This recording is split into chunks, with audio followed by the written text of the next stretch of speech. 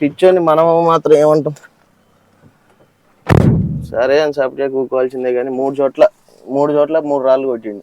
వాని కోసమే పోపించినట్టుంది 20,000 పెట్టాక. మళ్ళీ సొమ్ము దిగి తింటాను ఏమన్నా మనం, మన సొమ్మే కదా మనం తినేది.